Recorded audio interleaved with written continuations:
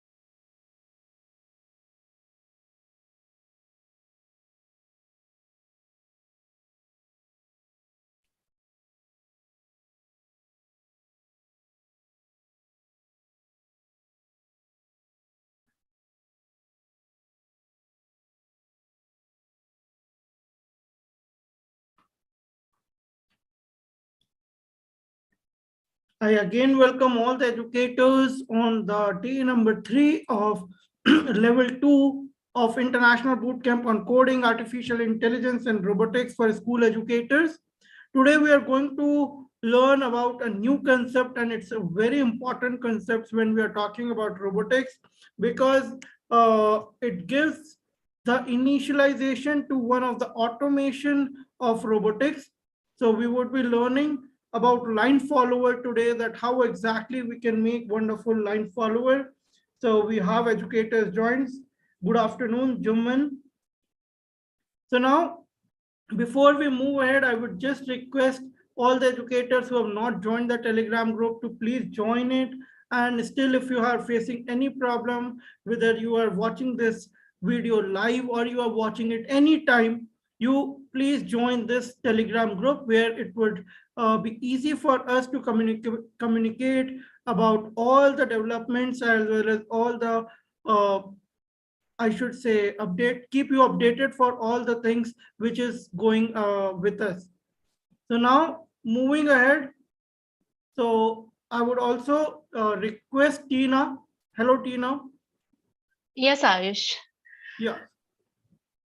So, good evening, everyone. It's my pleasure to welcome all of you to this international bootcamp program organized by STEMpedia and ARTPARK. I'm sure that you all will feel enriched with the knowledge of artificial intelligence and robotics after the completion of this bootcamp program. On behalf of entire STEMpedia family, I welcome you once again to this bootcamp program level 2. Now, talking about the organization, International Bootcamp program is hosted by STEMpedia and ARTPARK, AI and Robotics Technology Park by IISc Bangalore. We have been supported by Niti Aayog, that is Atal Innovation Mission, which is a part of Central Government's education project in India. It's our pleasure to have All India Educators Forum and American Indian Foundation to be as our community partners. We have been supported by many international partners: Purpose Smart Education Palestine, National Institute of Education Singapore, Apex Coding Academy Egypt, ITA Tunisia, and EduStream UAE. Now it's time to discuss some basic objective of this bootcamp program. The objective of this bootcamp program is to empower all the educators by deepening their knowledge on coding, artificial intelligence, robotics, and thus giving them all the necessary skills that they require on this 21st century. By this bootcamp program, we are giving a hands-on experience to the latest technology, to all our educators on the latest technology like robotics, artificial intelligence, machine learning in a very fun and interactive manner.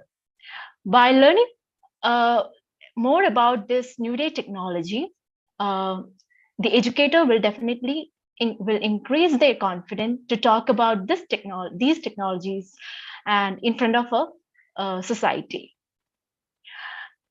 By this bootcamp program, we are making our teachers to become an ambassador of robotics and artificial in their own institution. And this was the objective of this bootcamp program. Now I request Ayush to take it forward to discuss on the learning materials and all. Yeah, thank you, Tina. So today, of course, this is the third day. As we know, we all are here on the Educators Bootcamp. And it's really important for us to complete the bootcamp by submitting all the assignments.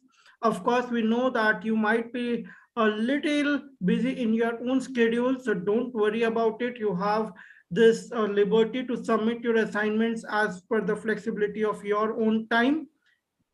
Till once you have completed all the assignment by submitting the YouTube videos, you would be earning a badge and the certificate accredited by ARTPARK and STEMpedia as well as STEM.org.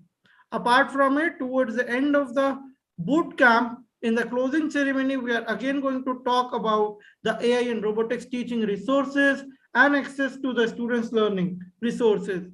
So we want you all to be part of the complete bootcamp till the end. Now, talking about the what all we have covered till now, what today we are going to do, and what else is remaining in this bootcamp. So over to you, Tina.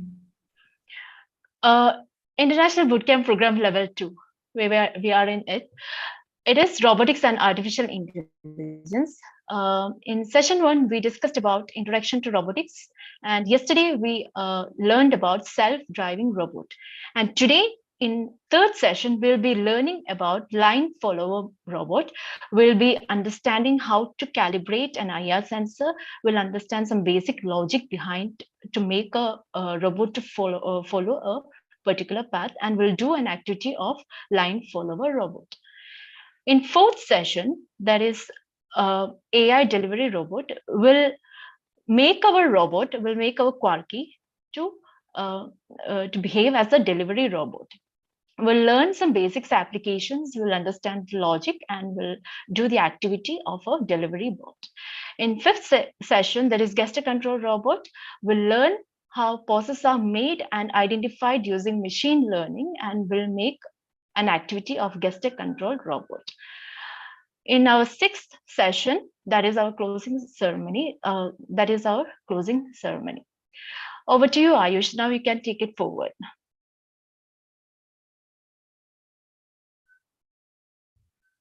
Yeah, sure, Tina. Thanks for giving us an update and an overview of the complete schedule of the boot camp. Now today, as discussed, we are going to learn about the line follower. So before that, we go into our learning journey. I think you are very pretty clear about the learning management system, how exactly it has to be accessed.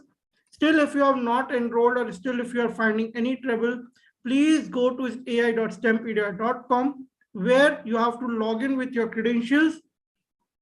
Once logged in, you have to click on my courses, and in my courses, you would be able to see the different courses on which you have enrolled. So currently we are going ahead with the robotics and AI bootcamp for educators level 2. Once you have reached it here, you have to complete all the lessons by watching the videos, submitting your feedbacks, and going through with the content. And at the last, very important, submitting your assignments in the YouTube video link format. That means we request you all to submit a YouTube video link of your project and then submit it on the assignment page. Now, of course, we are going through with feedbacks which you are sharing. So there were feedbacks related to the part of the initialization of Corky. So of course, we'll try to make it little less so that the more we can cover on the conceptual part. So now I want again, if you have still not joined our Telegram group, so please join it with this link. And as you already know, we are focusing on these technologies where we want educators and students to learn about coding, whether it's a graphical or Python. We also want them to give some hands-on with artificial intelligence, robotics, self-driving technologies, making them self-sufficient and asking them to start tinkering with the projects and also learn some industry-based and automotive projects. Now, of course, we are very well versed with the Quarky part. I hope still, if you have any doubts, we can take your doubts related to the features of Quarky. And today we are going and moving ahead with a part of line follower. So here in the line follower, let's first understand how exactly it works. So when we talk about line follower, so basically what exactly I mean with this is that you can see this is an arena. So I have also gotten advice from feedback that not to share the screen while, of course, working with Quarky. So of course I'll try this. So here right now, I think you would be all able to see my Quarky only. So right now, if we are talking about a line follower, so this is an arena which is, of course has a black line, okay? And I want my Quarky to follow this black line completely automatically. That means it should be able to detect whether it has to take a right turn, left turn, or go forward based on the line which it is following. So I hope this is pretty clear. So, but how exactly this is going to happen is, this is going to happen with the help of two IR sensors on the top. So you can see there are two IR sensors at the back side of the Quarky, and this is going to basically let us know about the, I should say, the path of the black line. So now I'll just share back my screen. So the first and important part here comes up is of the IR sensors. So what are IR sensors? So basically the infrared sensors, we are calling it as an IR sensors, which are an electronic device that measures and detects the infrared radiation in its surrounding environment. So of course, these are the sensors which can detect the IR radiations. Now here, a very important part comes up when we are talking about Quarky is that it is not only going to just detect the IR, I should say, the infrared radiation which is in the surrounding, but it is also going to emit some IR radiations.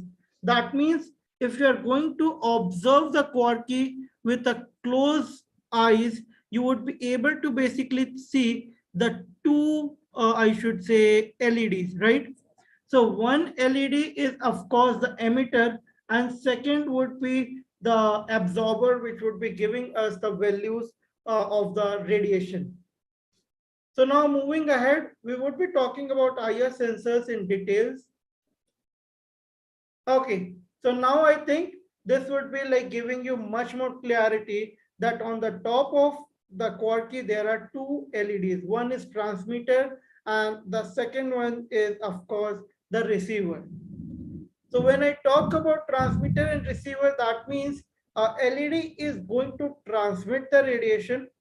The second is going to receive it and let us know the feedback, what exactly the amount of IR radiations has been absorbed. So you can see here a small diagram where how exactly the IR sensors of the Quarky are going to work. Basically, there would be an emission of IR radiations which would be getting, I should say, which would be getting hit on the board, okay? And then there would be certain amount of radiation which would be getting reflected back and would be received by the receiver LED. Now, let's understand the logic behind the IR sensors and the line following. So here you have to understand that IR sensors basically, if I talk about transmitter, of course, it has a specific values of radiation that is going to be transmitted. But when we talk about receiver, so receiver is going to receive the rays or IR rays in different manner. That means if in case the transmitted rays have stuck, or I should say have hit the darker object, so there is a high possibility that the amount of rays coming back would be very less. While if the transmitted radiations hit the brighter surface, the amount of radiations would be greater than the black object. Now it's a pretty, I should say, simple logic which we have been knowing about from our childhood, that the darker objects absorb the energy. So in the same way here, the IR radiations transmitted would be absorbed by black object, and it is going to reflect back a very small amount of IR rays. So now I hope by this you would be able to understand that there would be a large difference on the IR rays reflected from the black line on the arena or the white area of the arena. And this is how basically, using some logics of line following, we would be, our Quarky would be actually able to detect what exactly is its position, whether it's standing on a white area or it's standing on a black area. Since we always want our Quarky to follow the line, so if you'll again closely observe that we would be wanting basically a place where our Quarky should, both the IR sensors of the Quarky should remain in the white area.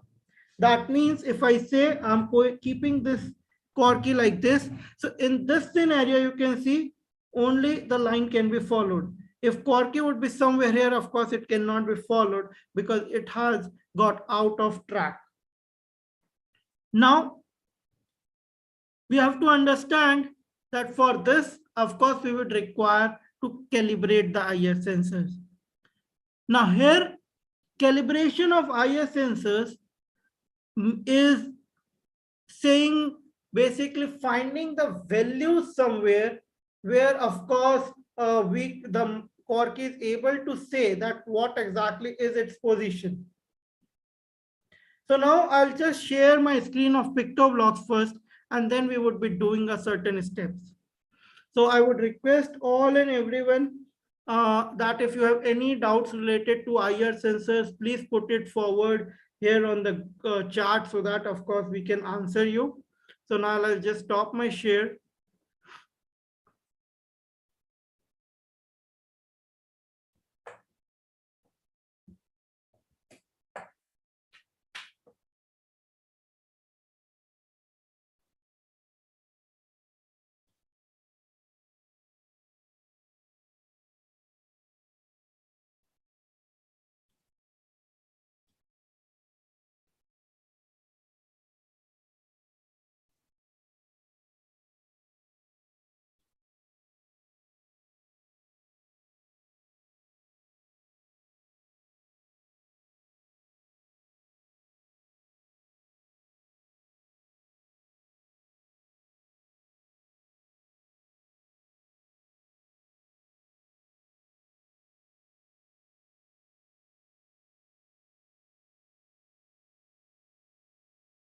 So as per, of course, the feedback which you have given, of course, we are going to make it in such a way that you are able to observe what we are going to do.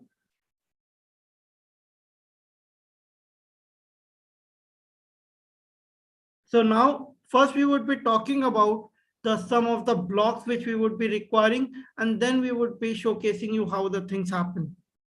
So for calibrating the IR sensors, so what would be required is, of course, we would require a small, a very important block which says a variable or create a variable. So here I'm going to go to variable option in PictoBlocks and I'm going to make a variable. And why exactly I need a variable is to store the value. So let me just pull out the sensor value variable.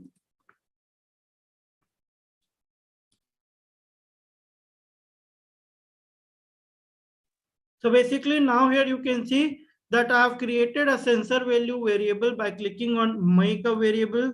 And of course, I wanted a number variable because I need to store a value. And then I have created it sensor value. Now, first in a very important part is that you have to select a board. Once you select a board core key, you would be basically able to get all the different palettes required. And now here, I would today be working on the sensor part. So first day, of course, we worked with display. Then we also worked with robot. And today, basically, we are going to work with sensor. Now in sensor, if you see, there are 3 blocks which are related to the IR sensor. So we are going to use all the 3 blocks while making the IR sensor. So here you can see this is a threshold. This is the get value of IR. And this is IRL sensor active. Okay. So now here you can see that the first thing, a first important part here is understand the abbreviation. So as I mentioned, there are 2 different IR sensors right now on your, I should say, the core key. Okay, so one is at the left side that we are calling it as IRL, that is IR sensor on the left hand side. And if you just click on drop down, you will be also able to see IRR. That means IR sensors on the right hand side. Now, what am I going to do it here is, I would be taking this value. Okay, so I'll remove the other 2 blocks. And to take the value, of course, I need to connect the core key. So I'll just turn my core key on.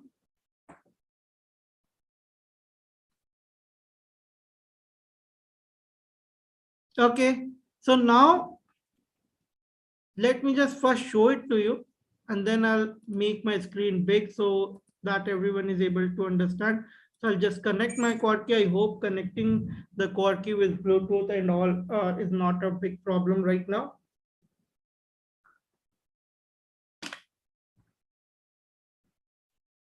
Okay, so now if I'll click it here, you would be able to see it is giving me some value that is 2217, although it's, I think, would be pretty small to see. Okay, 2219.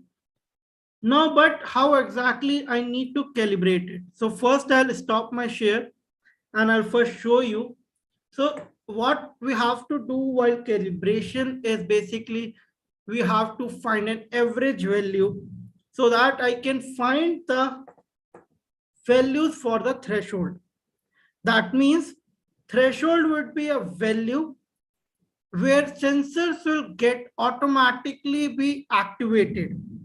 And when I want a sensor to be activated, you have to understand that I want my sensors to be activated only when it is on the part where it is going out of track. Because then only I want this, that it should come, I should take some action. That means if I'm going on a straight line, of course, there is not a problem. But as soon as I am going out of track, let me just make it out of track at your own side. Okay. So if I'm going out of track, I would require it to come back. Also, there would be certain actions required to take a turn. Like if in case it is going straight and it is not going to follow, so it is going to cross the line. So right now you can see it has crossed the line. But at the same point, basically what I want is it should just take a correct turn, whether it can be right turn in some cases, or it can be a left turn. So sensors are basically placed here. So you can see 2 IR sensors just beside the caster wheel Okay, so these are two IR sensors. Now we have to basically take down the values. Now, how exactly we are going to do it is the first and important part, that we have to calibrate the left IR sensor separately and the right IR sensor separately. So as I mentioned, we have two IR sensor, one at some area here and one at some area here, just this below this. So I have to calibrate both of them separately. That means I would be finding one value that would be a threshold for right IR sensor or a left IR sensor, and one more threshold value which would be basically a threshold for the other sensor. So now let's start and understand the process. So I hope the screen is completely visible. Let me just try to show it to you from here as well.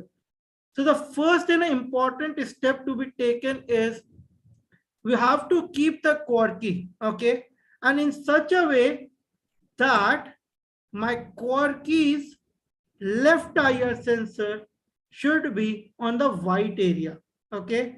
So if you'll see it here, so this is of course the left IR, this is of course the left IR sensor for me, okay, and I have kept this on a white area, okay. You can directly understand it by keeping your caster wheel on the black part. If you're keeping this caster wheel on the black part right now, you can see it is on the black part. That will automatically will make your this right and left IR sensors on the white part. Now let me go to the script part and make a small script to find the threshold and calibrate my sensors.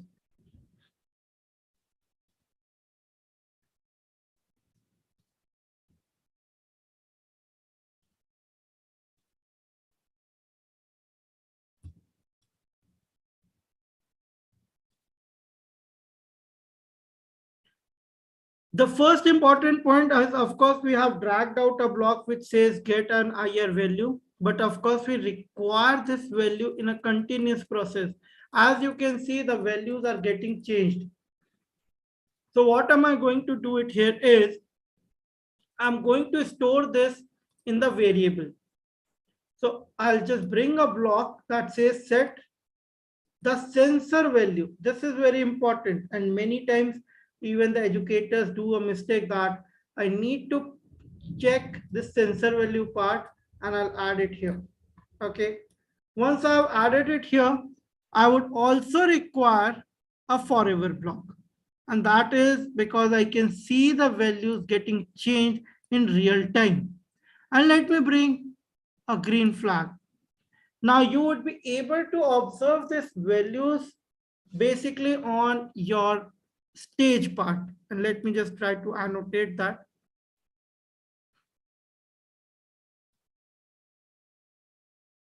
So basically you would be able to see this sensor value here. Okay, this is the sensor value.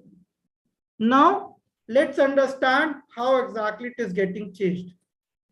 So I would just click on the green flag, and right now you can see it is giving me some values getting changed with a very high speed.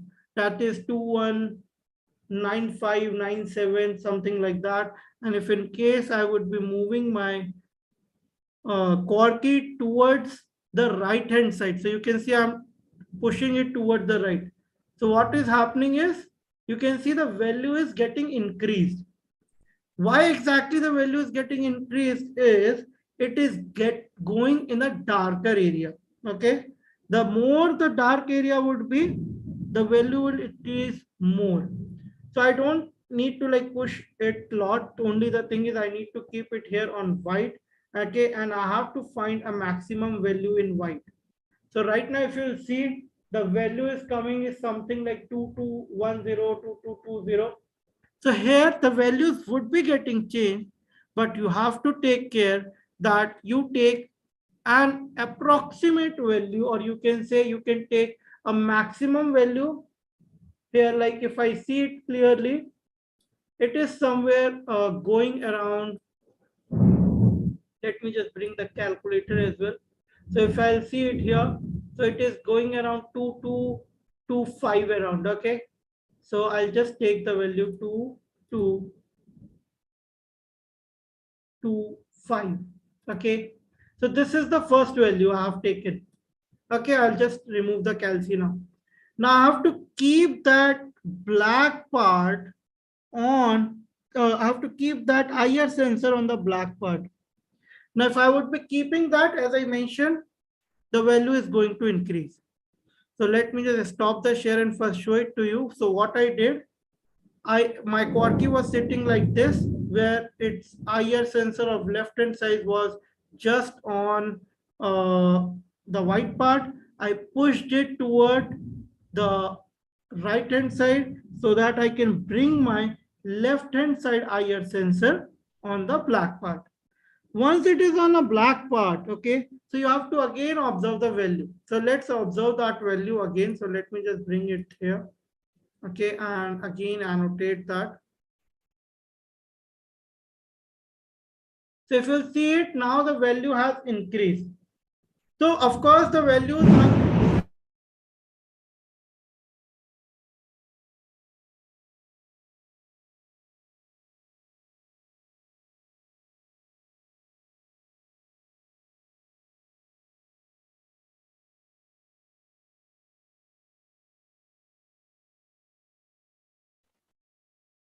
Ayush, um, Ayush, are you there? Uh, yeah. Hi, all educators. I think Ayush has got disconnected. He'll join us soon. So by that time, we'll see some chats like the maximum value of my sensor is sensors are 120. It is right only. It is not wrong. You can have you can check it twice or thrice, and you just want to make it confirm whether you have chosen the right or left IR sensor. And okay, the first thing what you have to make is that you have to uh, mark the left or right IR sensor which you are calculating, and keep the caster wheel on the black part first and measure the lower value, and then move the IR sensor just towards this black path, and then observe the value. You have to note down these two values for both for left and as well as for right IR sensors. All the educators, please calculate those values.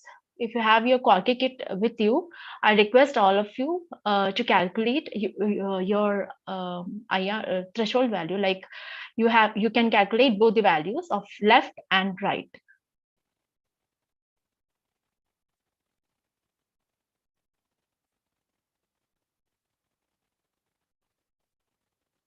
Yeah, you will be getting less value in white field and more bigger values in black field.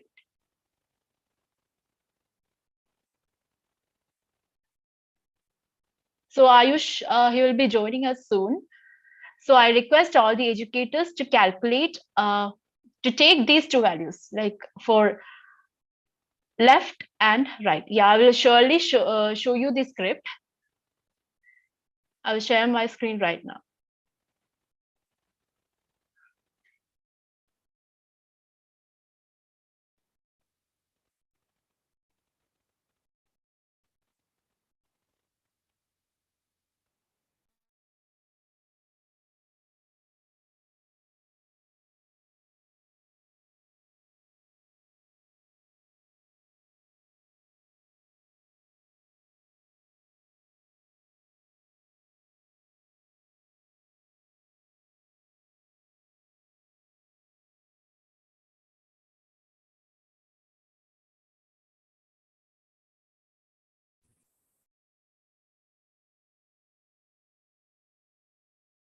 hello Tina, can you hear me?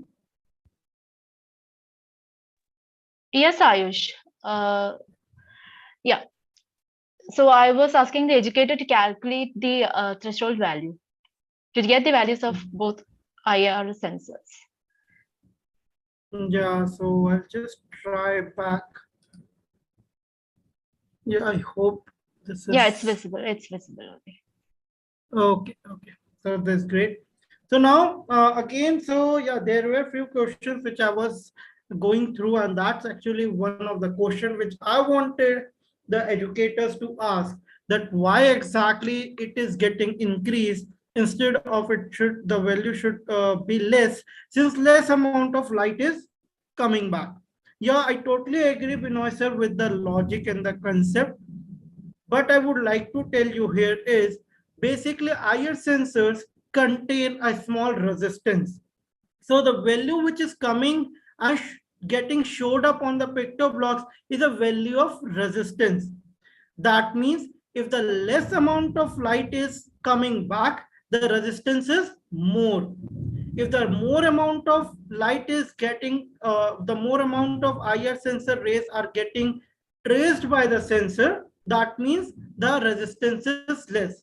So value, the sensor value basically tells you about the resistance created by the reflection of IR sensors. Okay, and that is the reason when we are bringing the quirky on the black area, the value is getting increased. That means the resistance of the IR sensors are a little high, and when we are working in the white area, so the value is less. Okay, so I would again share my screen. Okay, and of course I will just show you the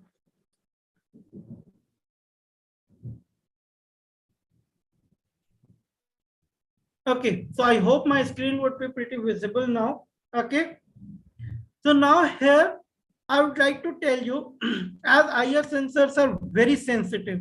So right now, what has happened is like I have just what is an expected range of black and white. So it depends upon IR sensor to IR sensor. Okay, for me it can vary from of course in a different way, but for you it can be very different. Even I would like to tell that both the IR sensors are also going to work differently. Okay, so you don't have to go on the range part. Of course the range of IR values is 0 to 4095. That is the highest resistance which it can create is 4095, and the least is 0. So now since I have got a little change in the lights around me, okay, so there was some power issue.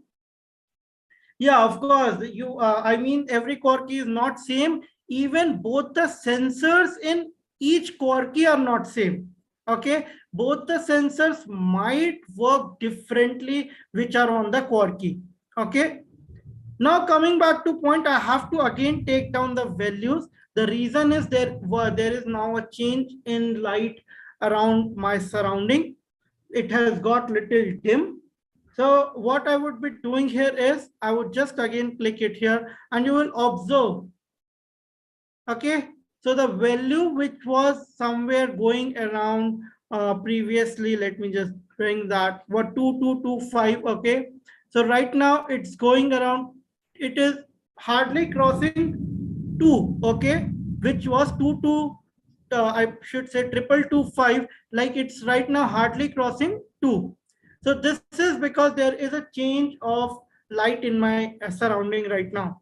So I'll just take down this value again. So I would consider it as around, right now it's showing 2 1. Okay, so let me just again check it. Okay, so it is saying 2200. Okay, so 2200, let's check it now. The second value is of course when I'm keeping my IR sensors on the black part. So right now if I've kept it on black part, so it is saying 3 1. It is getting changed, of course. So if you'll see it closely, you would be able to observe there isn't some maximum value where this value is hitting and coming back. So for me, it is looking like 3120. So I will take that value as well. Now here you have to add these two values. Okay. So right now what you are doing is you are making a calibration on left hand side sensor. If the quad key keeps disconnecting, please check the battery level. Okay. Also, the second is still if you are facing the same issue, then please click on the reset button or just above the jack. Okay, after disconnecting, and then try to reconnect. Your problem would be resolved. Okay, so now coming back, right now I have to take this value at 3120. So I'll take it as 3120. So I have to add these two values. Okay. So what are these two values? Let me just again mark it for an understanding. So basically what I'm doing here is I have taken left sensor. Okay. And in left sensor, what I have done first, I took value keeping the quad key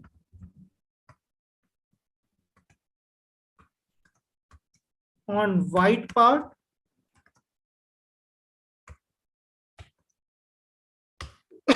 I'm sorry. Second, I have taken a value keeping the core key on black part. Okay, so this is why I'm saying is there becomes a little confusion that what sometimes we work with simultaneously with both the sensors, but we do not have to do that. We are right now only working with left sensor. That means you have to keep your left sensor on white, you have to keep your left sensor on black. I have taken two values and then I'm going to add and take an average of it. So right now if I'll add them, so it is coming 5320 and I would divide it by 2 to find an average. So now this is a value basically for my left IR sensor. So what am I going to do is I'm just keep a copy of that. Okay, I'll keep it with me. I'll tell you where we are going to use it. Right now we can just keep it.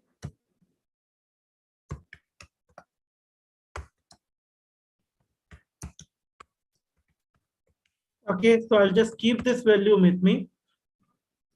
Okay, so now I'll stop this and now you have to observe it very carefully. Okay, so what am I going to do is I'm going to from the drop down select IR sensor right. Okay, now I have to do the same process for right. So I'll keep my right IR sensor. This is my right IR sensor. Okay, I'll keep it on white part. Okay, right now you can see I have kept it on white part. Let me just again I can just explain. Just give me a sec. Okay, so right now you'll understand it now because we are going to do it for right sensor. Okay, so right now if you'll see, this is my right IR sensor. Okay, right now this right IR sensor is on white part, so you can see I have kept my pen, you can say, parallelly to the sensor. So this IR sensor is on white part. Okay, so you have to keep it on white part and then you have to find the value. So how you are going to find the value is pretty same.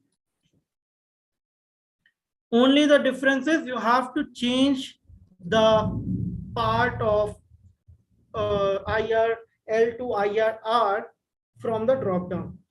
And now, as I mentioned, that you don't have to worry with the values because there can be indifference with the values because both the IR sensors might get work differently. Okay, so right now you can see it is detecting a value as 2430 somewhere around.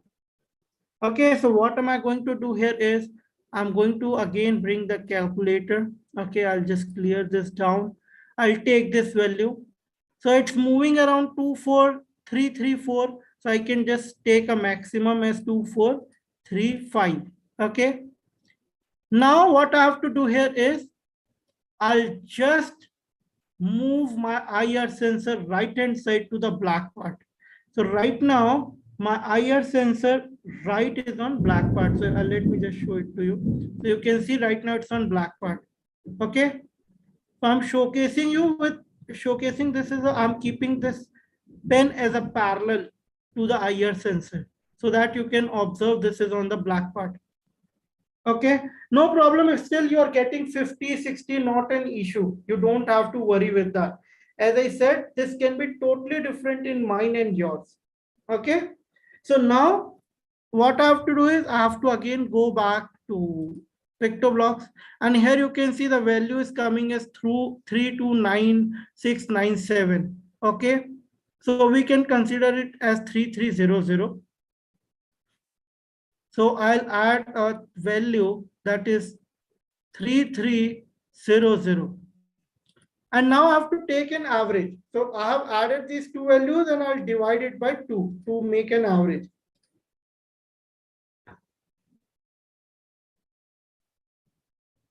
So now here you would be able to see it's coming as 2867.5. So we can take this or even we can round it off like 2868. Okay, so let me just take this value and keep it with me somewhere. Okay, 2868. As I mentioned, this value is going to be, of course, different in your case. Okay, so for this, again, I would going to use right. And this was the value of left. Okay, I hope this is pretty clear to all of you. Let me just zoom it. So what I have done is I have just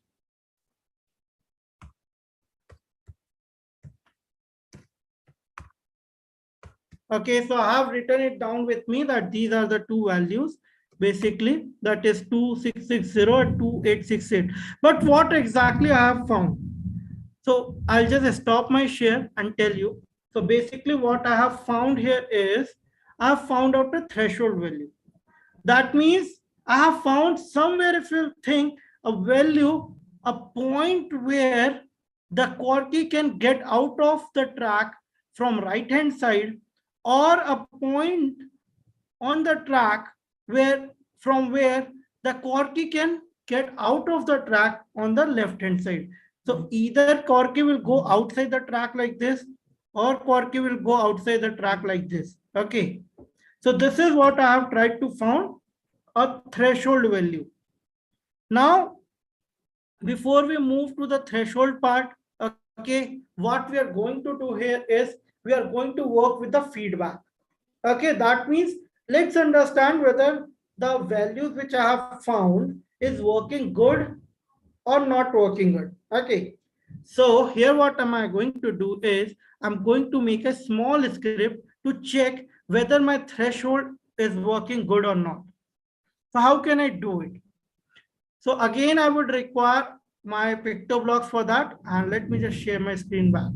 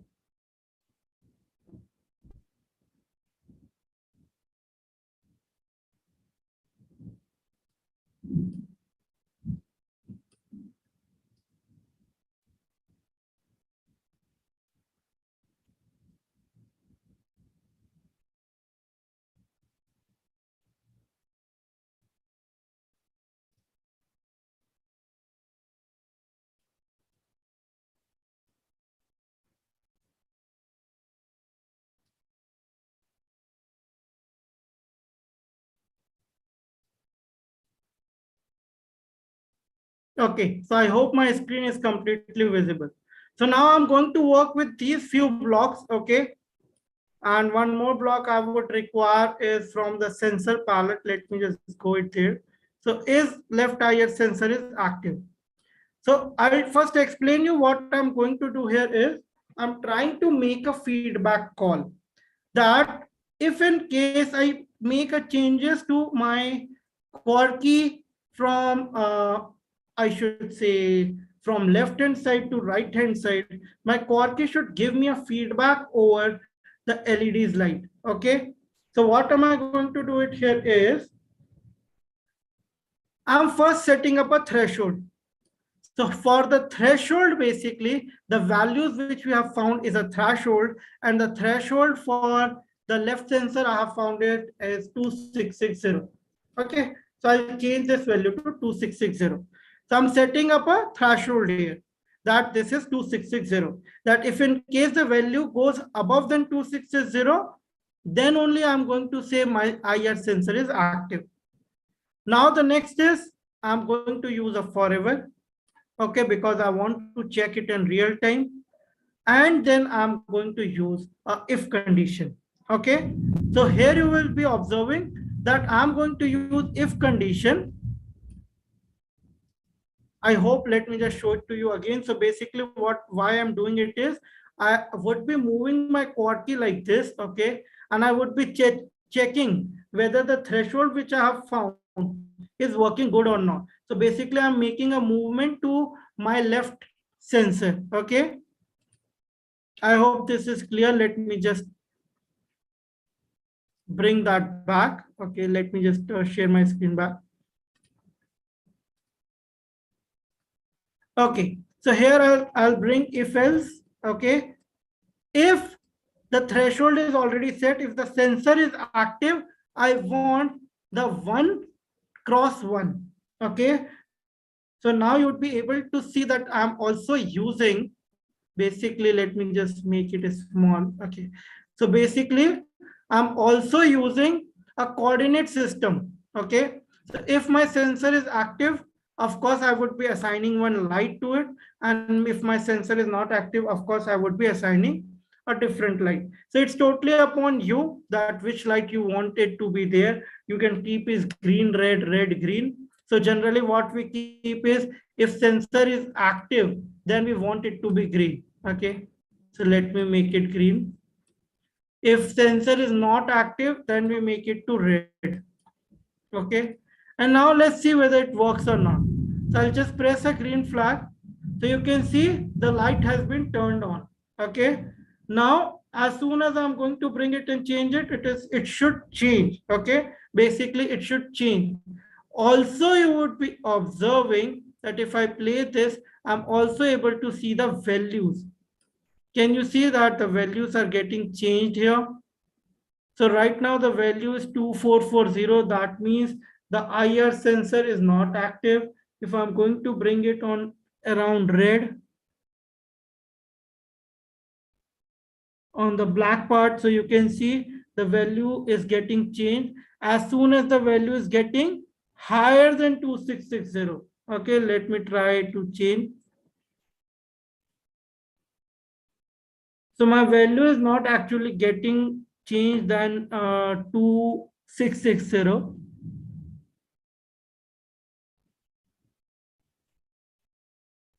Okay, let me just disconnect the cord key once again. Just a sec.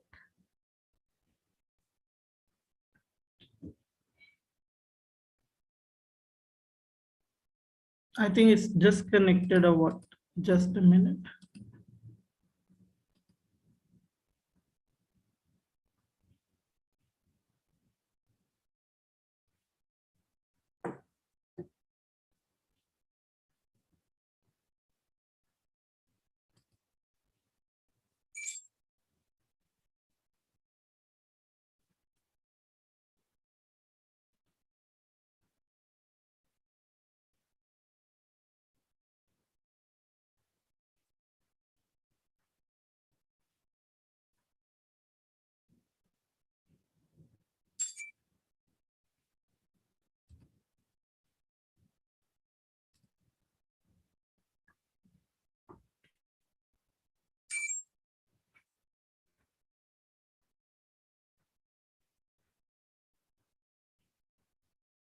Okay, so I'll now press this to check the value, and let me just check the values.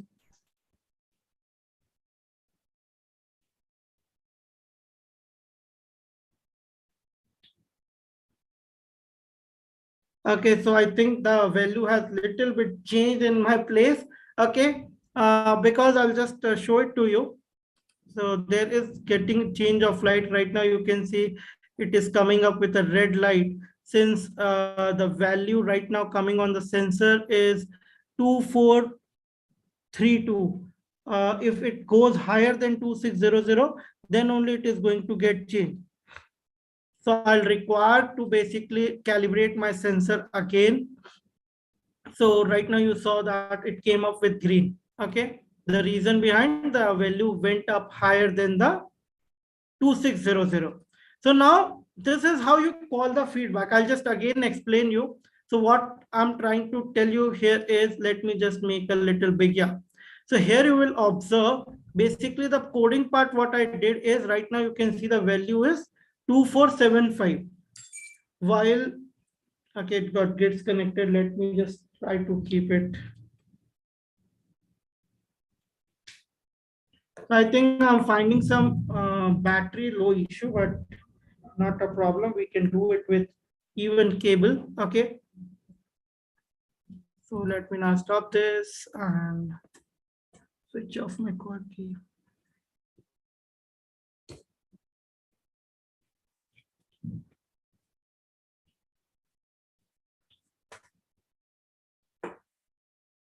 And I'll connect it through the cable.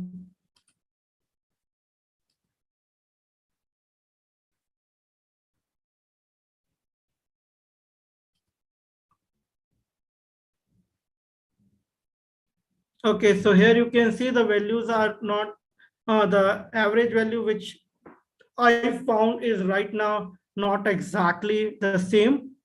That is, if right now I'm keeping my right IR sensor, the value is coming as 2430.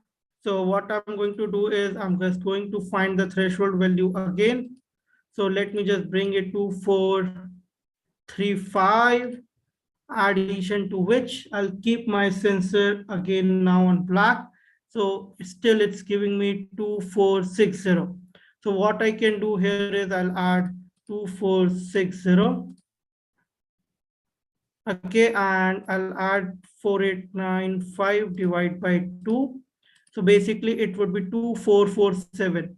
So now I'll keep my value as 2447 here. Okay, and now let's test whether it's working good or not. So right now, if you'll see, it is working good because as I mentioned, that the value are going to get changed. Okay, both sensors are different. That's perfectly correct. Yeah, of course, the value should get little equal to this. And right now you can see that. Right now, if I'm keeping the IR sensor left part on white part, it's coming as red. But as soon as it is going here, it is going showing green. The reason behind it is only going to get active when it is touching the threshold value. Right. So I think now it is clearly visible that how exactly we are following. If you want, I can just show it to you in a full screen. That if the IR sensor value is somewhere around 2446, that means the around threshold value, it's going to get green. But if it is less than threshold value, it is going to keep itself as red. So right now it's red, but as soon as it is touching the threshold value, that is when it is coming to the black part, it is becoming gray. So this is basically you have tested that what you have done is correct. Okay. So now what I have to do it here is, since as I mentioned, there was a change in light. So I'll just change the values with me.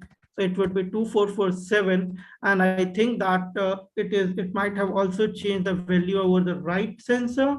So let me just check. So it is showing 2470. And if I'll keep it here, so let me just 2470, addition to which it is showing me when I'm keeping it on black is 3215. So I can keep it 3215 equal to and divide by 2. So it's 2842. Okay, and the value what I have is 2868. So I can just change it. 42. Okay. So now this was of course the feedback part, but this is not exactly we have made a line follower. So what I have to do it here is I would require now the part, okay, that is I would, since I was working with one threshold, now I would be working with two thresholds because I want it to follow the line. So right now I work with left, now I'm going to work with right. Okay. And now here you have to understand that I have to put the second threshold, that would be 2842. So I'll put it as 2842. So do you think would I require something more here?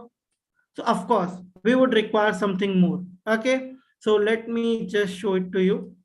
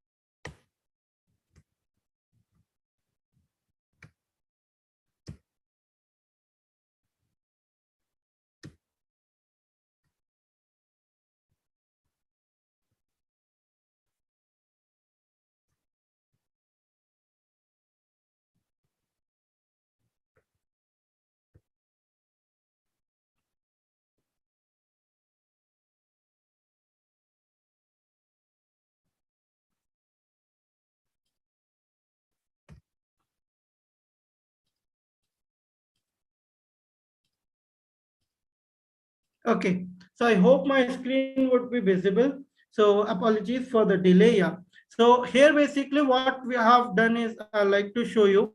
So right now we even did a feedback call where you can see here we were finding this problem that we were moving the Quarky first, right? And in the first instance, what we saw that the value, the light was not getting changed.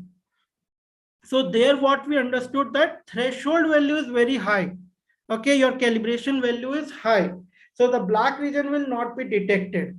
So you observe this with my case. So then I again found out the threshold value, right? So, but there might be also a change, just opposite, that the calibration value might go little low, where the white region would not be detected.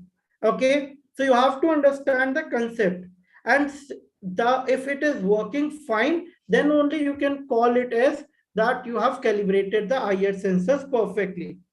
So we worked with half of this script where we were able to see the change in light on the left hand side, but you can check it with both the sensors as well. Now, if we are talking about the line following robots, let's first understand what exactly it is. Let's understand the logic, and then we are going to move ahead with the making of it. So line following robots are very simple, that they follow the line drawn on the surface. Now, you might have observed these line follower robots in many industrial areas or many videos. It helps to carry the heavy objects and bring an automation to the industries where they not require the humans to get the machine done the work. It is automatically going to work, do the works. So I have actually, I would have shown you one of the very good instance where I was able to see the line following robot getting used, and that was in a restaurant. So towards the end, I will try to show you that video. Okay, that's my personal experience actually once I once visited in Ahmedabad. So moving ahead, that what can be the different applications of the line following robot. They are used in factories where it needs to transport the material from one place to another. They're also getting used in automatic cars in museums. So you might have seen there are different cars in the museums where automatically play people are left to one place to another. Of course, Juman ma'am, you have written it correctly. The sensor is activated if the value is bigger than threshold, because we have set a threshold that this is a value. If till the time the cork is not getting till this value, we cannot say it is active.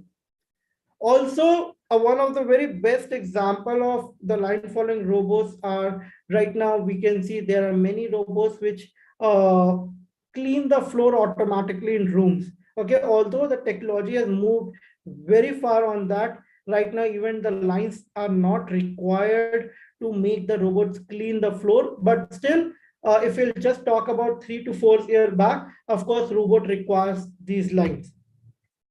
Now, talking about the logic part, okay, and it's a very important, then only we would be able to work on the part of the activity. So right now if you'll see, the first important part what we are doing is we are pressing a green flag. So I want everyone to please follow this flow chart. Okay, this is very important. The first is that we are going to use a green flag. I hope this is clearly. Ayush, Yeah, am I audible, Tina?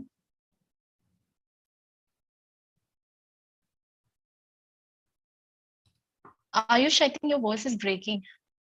Okay, is it okay now? Still breaking?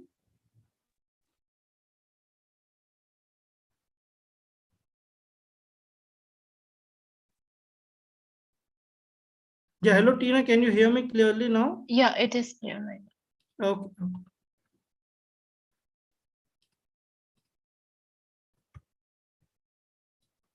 Okay, so I want everyone to please focus on this flow diagram actually. Okay. So now, first is a very important, we are going to work with a green flag. The second part, what we are going to do is, we are going to set the threshold.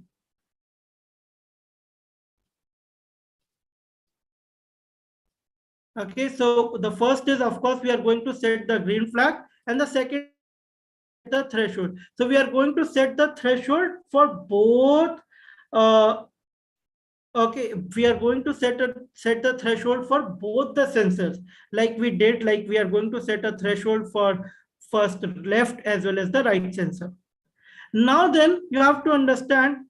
Then we are checking that are both the sensors active.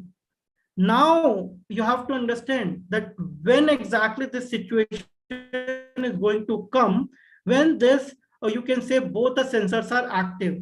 So right now, just if you'll see, Juman has mentioned sensor will be activated if the value is bigger than threshold. And if you know the value is getting bigger when my core key is going to the black line part. Okay, that is on the black line. So I have to find a place, okay, basically in the arena where my both the sensors would come into the black line. That means this part, you can call this as a checkpoint. So if I'll keep it here, in this scenario only, or in any of the scenarios where there is a checkpoint, then only, you can say that the both the sensors are going to be activated or active together in only those cases. Because once the core key would be here, then only both the sensors would be on black part. Because if it is anywhere place, whether it's here, or if it is even in this position, or even in this position, okay, you can just see the three chances. You can say three chances. If it is here, of course, this in this position, the core keys, both the sensors are not active. Even in this, both the sensors are not active because only one sensor is on black, the other is of course out of black. Even if I'm keeping it here, again only one sensor is on black, the other is an out of black. So there comes a part that it is going to be active only when there is a checkpoint. So at that point, what is going to happen? The robot is going to stop. Okay, you can say if this condition is going to be true,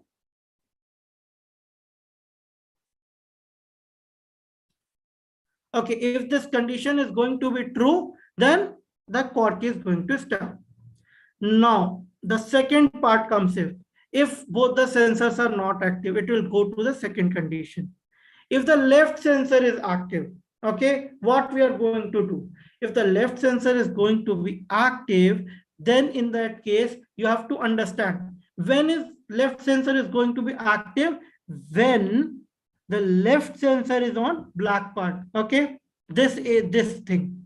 So here you have to understand what I want is, I want my quark to take a left turn. And you have to understand why it has to take a left turn. If my quark is currently standing in this situation and my line is somewhere here, okay, if it is going to take a left turn, then only it is going to come back to line. I'll repeat this part. The second the second condition says is left sensor is active. That means my quark would be somewhere in this situation. Okay, you can see this situation where this part is on the left. And if I want it bring towards the black line back again, I would require my quark to take the left turn. Similarly, if it has on the right, if it is on the right side, okay, so in that case, if I want it to come back to the black line, I would require a basically a right turn. So if the left sensor is active, I want it to take left turn. If the right sensor is active, I would take a right turn. And if both the sensors are not active, that means both the sensors are on white part, then I want my Corky to move in the front direction. Directions, one is straight, one is left, and one is right. So left turn has to be taken when the left sensor is active, right turn has to be taken when right sensor is active, and if both the sensors are active, I want a stop. And if both of the sensors are not active, that means both are the sensors are in white area, I want basically it to go forward. Okay, I hope this is pretty clear to everyone now. Now, moving to the part of how exactly we are going to make it. Okay, so we are going to use some different blocks. We would be looking into this. Let me just bring the picto blocks back.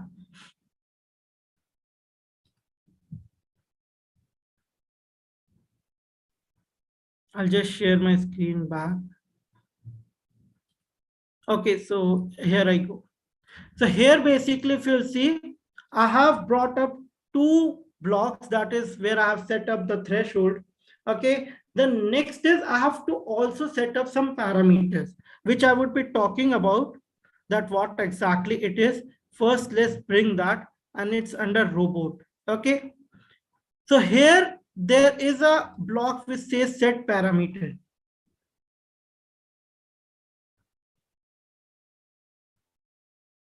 Okay, so here you have to see I'm bringing this block that is set parameter. There are three parameters, we would be talking about it. Okay, now I'm using a forever, and I have already a block with me which is going to help me to do the line following. So I'll directly put this. Now you have to understand that what I want at the checkpoint. Okay, that means what I want when my Corky is at the checkpoint, I would be using that block in the center part, that is a part like here. So whatever I want to happen when my Corky is on checkpoint, I would be using that block. And what are the possibilities? If I say there is one possibility that I want it to stop, so I can use a stop robot. In this part, what is going to happen, since I have used a stop block here, my cork is going to come to checkpoint and it is going to stop itself. But in case, instead of this, I use move forward with 100% speed. That means I don't want to stop it here when it's on checkpoint. I want it to go forward. Okay.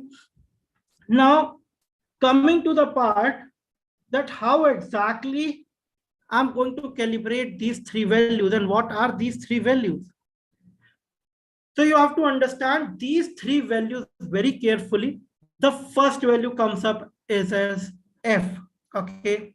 And we are calling it F as in we call it as the forward power, right? That means when my cork is moving in a straight direction. So what I want is what should be the power when it is going in forward direction. Now coming to T1. So T1 basically represents the turning of any of the tires, okay, on the forward direction, okay, when it is moving a forward direction. That means if my corky wants to take a right turn, so I want this question to be answered by the educators, that if I'm taking a left turn, okay, I repeat, if I'm taking a left turn, which tire would be moving in a forward direction? Can you please tell me? I repeat my question. If I am taking a left turn, which tire is going to move in forward direction? Can you please answer me this question? This is very important. That is why we are taking a time on it.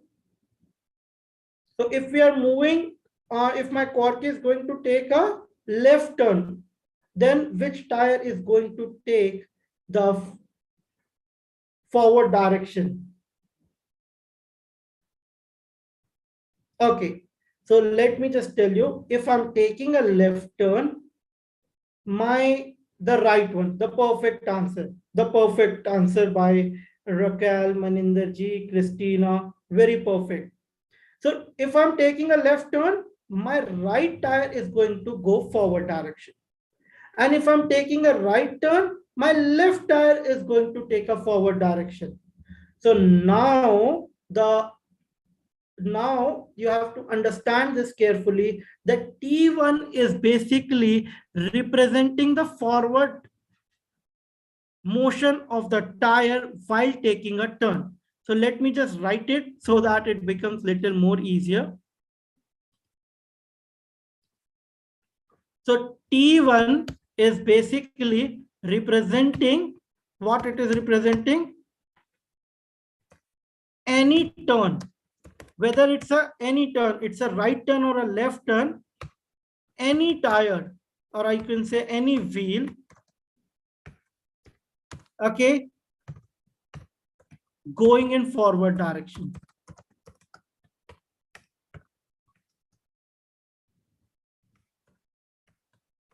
Okay, going in forward direction. T signifies basically for turning.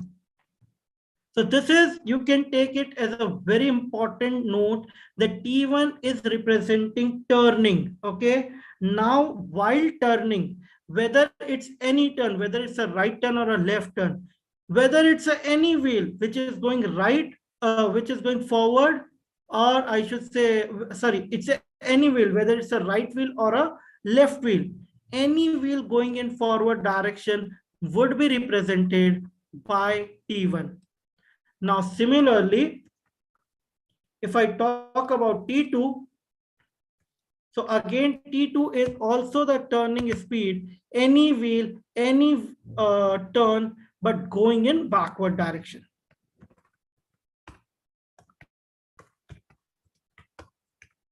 Okay. Now you would have understood. Of course, this would be little, I should say, let me just remove this. I'm sorry.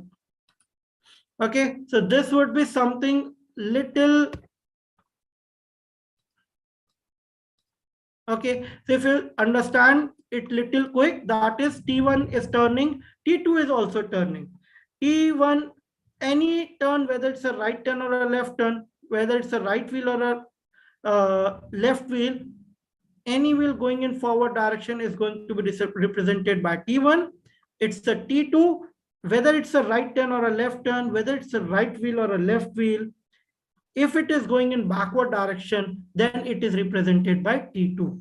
I hope this is all clear and everything clear right till now. Now, how we can calibrate this value is we have three values right now, of course. So what we have to do is to make it little easy, what I'll do is I'll fix this value to 25. This is I'm doing it by my side. Okay. You have to understand, you have to fix this value because if you're going to make a combination of three values, it is going to become very, very difficult.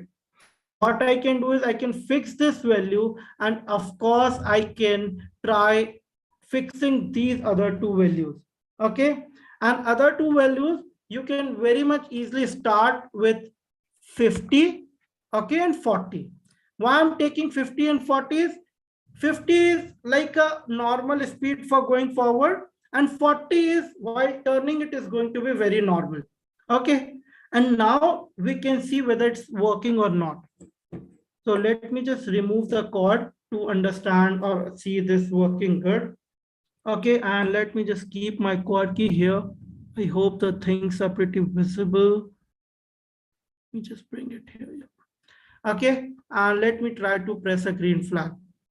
Before that, I also need to switch on the quad key and connect it.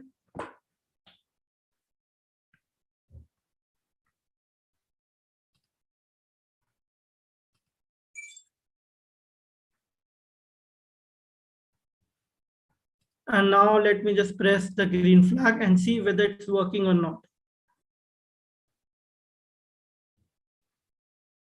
So you can see it is getting a little bit confused. Sometimes it's working. Till now it has worked perfectly fine, but you can see it went out of the way, right? I'll just keep it here to show you this again. So it is coming till one point, but it is going out of the way. So let me first switch it off and tell you about this condition. If in case your core key is going forward, that means it required a taking turn, okay, but it could not take a turn. Okay, so here we would require little more calibrations on the part of parameters, because right now I kept the things like it should go with 40% speed, 50% speed with my guesses. Okay, but now the real calibration of motors would come. So what happened? That it went forward. That means there was a high forward speed. So what I can do is I can just make this 40 and I can try making this 50. Okay. And now let's try whether it's working good or not. So I'll just connect it again. You have to understand that situation where it goes in a forward direction, we called it as overshooting, where what happens is it is going with a high speed and it is just crossing the line. Okay, and that is perfectly normal, because till the time we are not able to find the perfect values, we won't be able to get the final output. So right now I've connected my core key.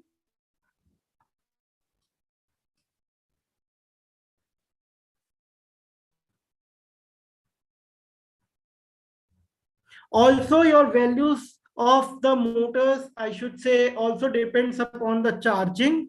Okay, so it's really very important that your quad key is good charged to perform well.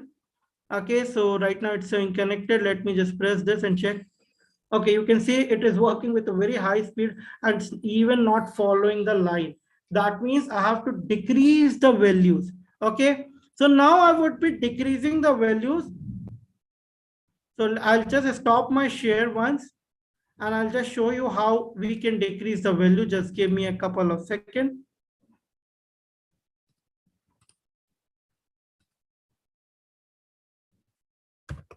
So you have to understand that we have to calibrate the motors as well as we have to keep calibrating the IR sensors, because even if there is a change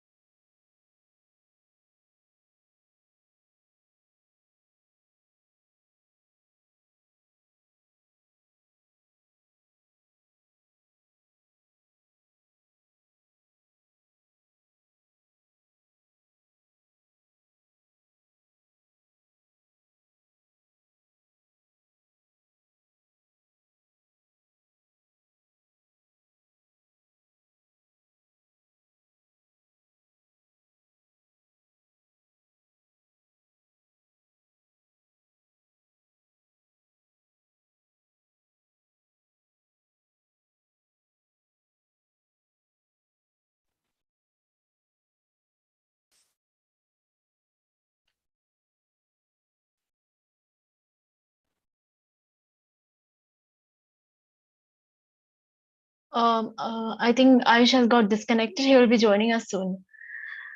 Till that, if you have any doubt, you can share it via chat. Ayush? Yeah, I'm Yeah. back. I'm sorry, I just got disconnected. So just give me a couple of seconds. I'll reshare my screen.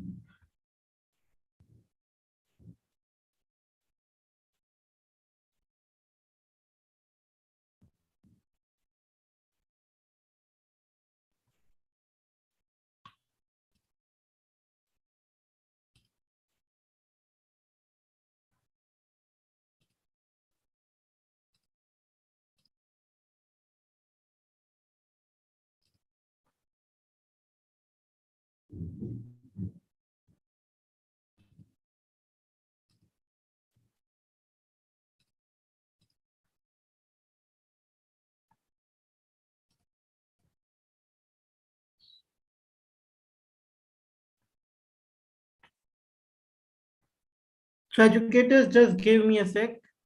I'm just trying to share my screen.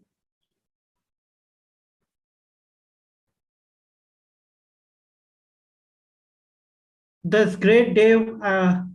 That's pretty cool. So now I'll just try to bring my file back. So actually my laptop just got switched off, so I have restarted it. So I'll require a little time.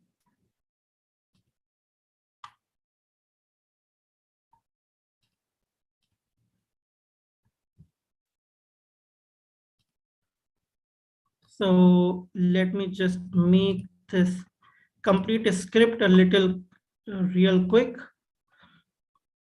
So what I did was, of course, I brought up two threshold blocks and an event block. Okay, and I brought up two thresholds from the sensor part. Okay, and then we had the parameter from the robot.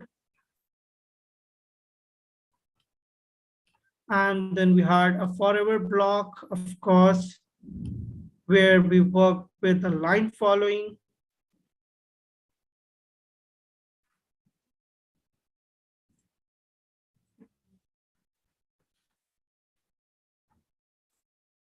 I'll just bring the block back again, just a sec.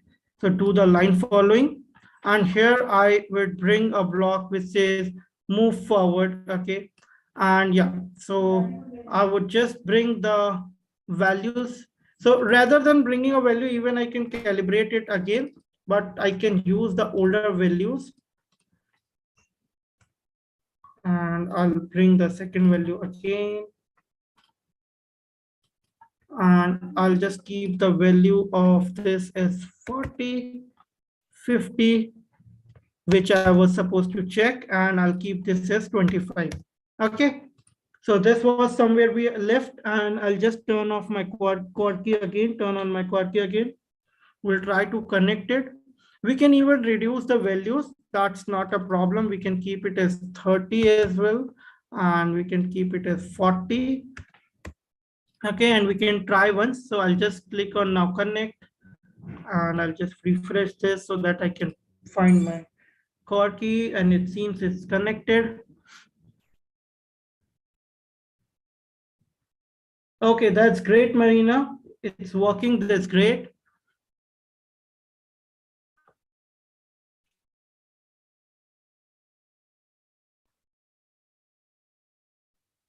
So it would be great if you can share, dear educators, your video of the line follower in Telegram group after the session. That is, of course, going to help us a lot actually, as well as other educators would also get an idea.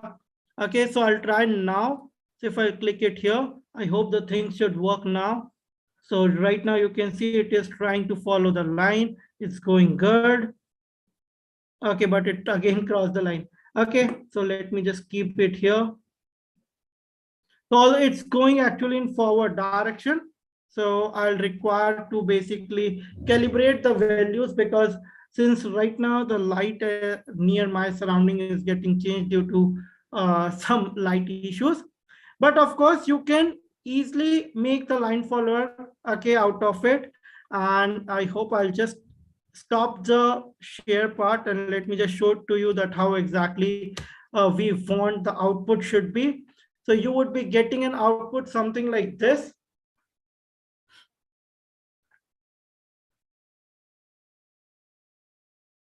Okay, where your quad key would be completely moving.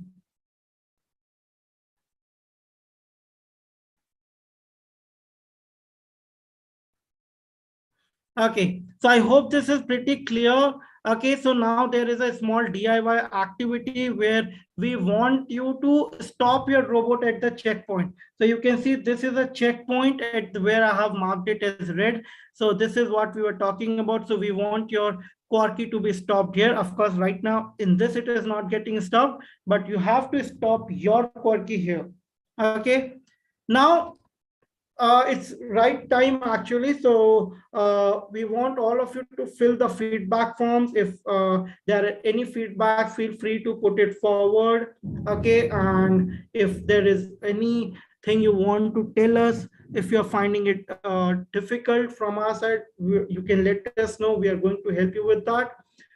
Also, you shared your feedbacks yesterday. We were onto it, and we also try to use those feedback for the improvement, of course. And we want you all to scan this QR code, go through with the activities.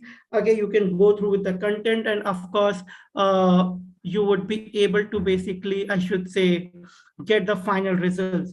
Okay, now still, if you have any doubts, you can join the doubt session just after the 30 minutes. Okay, where basically you would be able to ask all your doubts, get all your issues resolved. And that was all from my side for the day. If you have any doubts, please put it forward. We would be very happy to answer them all. So yeah, if you have any doubts, please let us know, so that of course we can help you to resolve them all.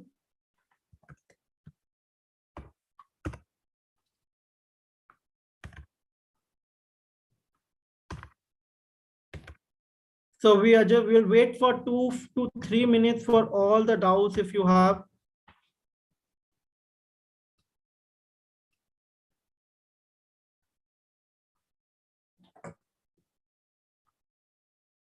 Please feel free to put it forward.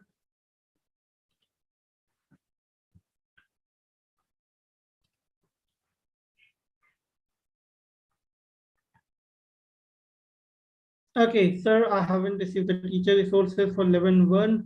Had filled up the form 2. Can I expect the same? So, Garima ma'am, sure, it would be great if you can tell us this on the Telegram group, sharing your email ID. Also, it would be great actually if you can join the doubt session, because in the doubt sessions, our mentors would be able to help you with that. Okay, and that is basically can help us and you together to resolve all your queries. Okay, that's superb listening from Christina, that let's go driving. Of course, we would be now in the coming session working with more wonderful projects where basically we would be just building the some AI assistant bot on top of all the things what we have learned of line following.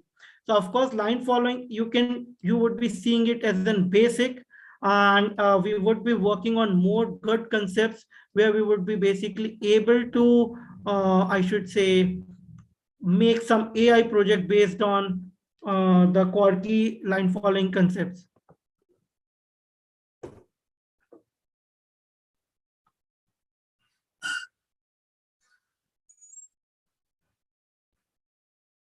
So still we are on for 2 more minutes for taking the doubts. So if you have any doubts, please put it forward. We are all open to answer them all.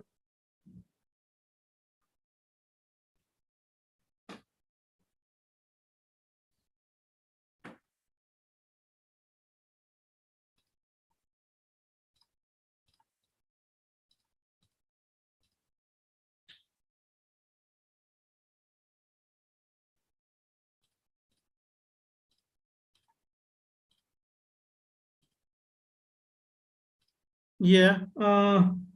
Okay.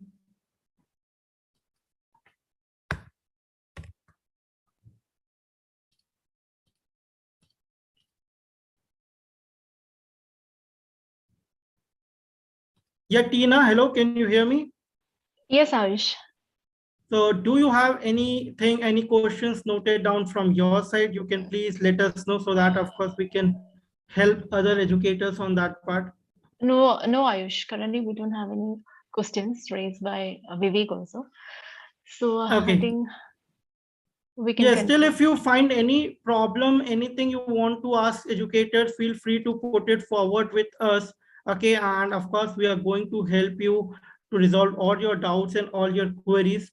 Even here, as well as we're trying to get it resolved on, I should say, on the doubt sessions. So you can always feel free to let us know about your questions and doubts. Okay, so I was actually trying to. Uh, Okay. I was trying to like get my Quirky working, but still I think there is some issue. I'm not able to find the values, but not a problem. Of course, I hope you have all understood the concepts. That is real more important, and you can take the help from the other educators who would be joining in the doubt session. So thank you everyone for joining in. We would be looking forward to see you all in the next session coming tomorrow at the same time. Till then, take care, stay safe. Bye bye. That was a wonderful session, Ayush. We all are super excited to learn about a line follower robot and make our own line following robot with Quarky and picture blocks. Hope all our educators enjoyed today's session. Thank you all for joining. Tomorrow we'll be learning about AI delivery bot. Stay tuned.